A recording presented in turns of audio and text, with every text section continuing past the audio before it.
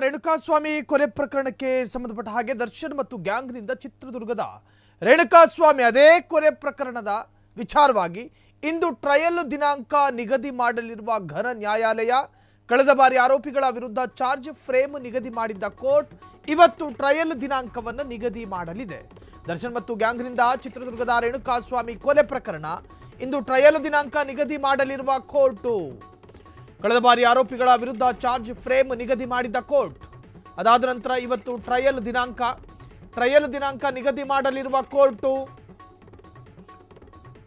ಎಲ್ಲ ಆರೋಪಿಗಳು ಇಂದು ನ್ಯಾಯಾಲಯಕ್ಕೆ ಹಾಜರಾಗಲು ಸೂಚನೆ ಕೊಟ್ಟಿರುವಂತಹ ಘನ ನ್ಯಾಯಾಲಯ. ದರ್ಶನ್ ಸೇರಿ 6 ಜನ ವಿಸಿ ಮೂಲಕ, ಉಳಿದವರು ನೇರವಾಗಿ ಕೋರ್ಟ್ಗೆ ಹಾಜರು. ವಿಡಿಯೋ ಕಾನ್ಫರೆನ್ಸ್ ವಿಸಿ ಅಂದ್ರೆ 11 ಗಂಟೆ ನಂತರ ಟ್ರಯಲ್ ದಿನಾಂಕ ನಿಗದಿ ಮಾಡಲಿರುವ ಕೋರ್ಟ್ ಸಾಕ್ಷಿಗಳಿಗೆ ಸಮನ್ಸ್ ಜಾರಿಯಾಗುವ ಸಾಧ್ಯತೆಗಳಿದ್ದಾವೆ. ವಿಟ್ನೆಸ್ ಅಂತ ಕರೆಸಿಕೊಳ್ಳುವವರು ದರ್ಶನ್ ಮತ್ತು ಗ್ಯಾಂಗ್ನಿಂದ ಚಿತ್ರದುರ್ಗದ ರೇಣುಕಾಸ್ವಾಮಿ ಕೊಲೆ ಪ್ರಕರಣ ತನಿಖೆ ನಡೆಯಿತು. ಚಾರ್ಜ್ ಶೀಟ್ ಸಲ್ಲಿಕೆಯಾಗಿದೆ. ಚಾರ್ಜ್ ಫ್ರೇಮ್ ದಿನಾಂಕವೂ ಕೂಡ ಈ ಹಿಂದೆ ನಿಗದಿಯಾಗಿತ್ತು. ಇವತ್ತು ಟ್ರಯಲ್ ದಿನಾಂಕವನ್ನ ನಿಗದಿ ಮಾಡಲಿದೆ ಕೋರ್ಟ್. ಟ್ರಯಲ್ ಅಲ್ಲಿ ಏನೇನು ನಡೆಯುತ್ತೆ, ಈ ದರ್ಶನ್ ಪ್ರಕರಣ, ಆ ಪ್ರಕರಣದಲ್ಲಿ ಸಿಕ್ಕಿರುವಂತಹ ಜೀವಂತ ಸಾಕ್ಷ್ಯಗಳು, ಬೌದ್ಧಿಕ ಮತ್ತು ಅಬೌದ್ಧಿಕ ವಿಟ್ನೆಸ್ಗಳು, ಅವೆಲ್ಲವನ್ನೂ ಕೂಡ ಪರಿಗಣನೆಗೆ ತೆಗೆದುಕೊಂಡೇ ಚಾರ್ಜ್ ಶೀಟ್ ಸಲ್ಲಿಕೆ ಮಾಡಲಾಗಿರುತ್ತೆ. ಚಾರ್ಜ್ ಶೀಟ್ನಲ್ಲಿ ಎಲ್ಲವೂ ಕೂಡ ಉಲ್ಲೇಖ ಆಗಿರುತ್ತೆ.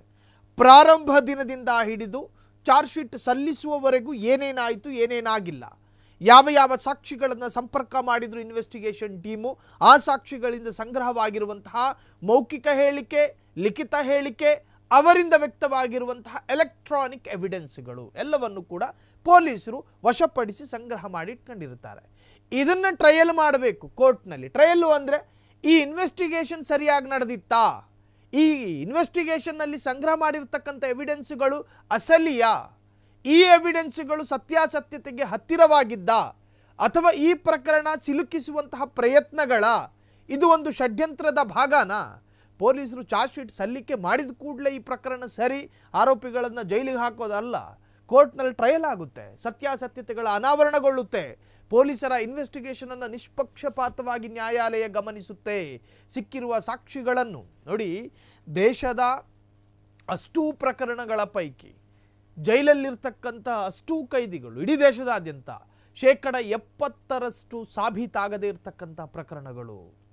ವಿಚಾರಣಾಧೀನ ಕೈದಿಗಳಾಗಿ 4 ವರ್ಷ, 10 ವರ್ಷ, 20 ವರ್ಷವೂ ಕಳೆದವರಿದ್ದಾರೆ ಜೈಲಲ್ಲಿ. ಆದರೆ ಅವರ ಪ್ರಕರಣ ದೃಢ ಆಗಿಲ್ಲ. ಅದರರ್ಥ ನ್ಯಾಯಾಲಯ ಗಮನಿಸುತ್ತೆ, ಇದರಲ್ಲಿ ನಡೆದಿರೋದೇನು, ನಿಜಕ್ಕೂ ಆಗಿರೋದೇನು, ಸಿಲುಕಿಸುವಂತಹ ಪ್ರಯತ್ನನ. ಇವತ್ತು ಟ್ರಯಲ್ ದಿನಾಂಕ ನಿಗದಿ ಮಾಡಲಿರುವಂತಹ ಕೋರ್ಟು ಎಲ್ಲ ಆರೋಪಿಗಳು ಇಂದು ನ್ಯಾಯಾಲಯಕ್ಕೆ ಹಾಜರಾಗಲು ಸೂಚನೆಯನ್ನು ಕೊಡಲಾಗಿದೆ. ದರ್ಶನ್ ಸೇರಿ 6 ಜನ ವಿಡಿಯೋ ಕಾನ್ಫರೆನ್ಸ್ ಮುಖಾಂತರವಾದರೆ ಉಳಿದವರು ಕೋರ್ಟಿಗೆ ನೇರವಾಗಿ ಹಾಜರಾಗಬೇಕು.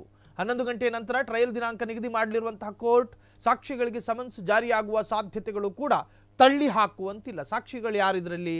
ಚಿಕ್ಕಣ್ಣ ಒಬ್ಬರು ಸಾಕ್ಷಿ, ಉಳಿದಂತಹ ಸಾಕ್ಷಿಗಳ ಹೆಸರು ರಿವೀಲ್ ಅಲ್ಲ. ಚಿಕ್ಕಣ್ಣರ ಹೆಸರು ಅಧಿಕೃತವಾದಂತಹ ಸಾಕ್ಷಿ ಎಂದು ಕನ್ಸಿಡರ್ ಮಾಡಲಾಗಿದೆ.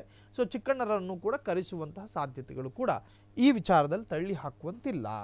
ಕ್ಷಣ ಕ್ಷಣದ ಸುದ್ದಿಗಳಿಗಾಗಿ ಫ್ರೀಡಂ ಟಿವಿ ಸಬ್ಸ್ಕ್ರೈಬ್ ಮಾಡಿ, ಲೈಕ್ ಮಾಡಿ ಹಾಗೂ ಫಾಲೋ ಮಾಡಿ. ಹೊಸ ಸುದ್ದಿಗಳ ನೋಟಿಫಿಕೇಶನ್ಗಾಗಿ ಬೆಲ್ ಐಕಾನ್ ಮೇಲೆ ಕ್ಲಿಕ್ ಮಾಡಿ.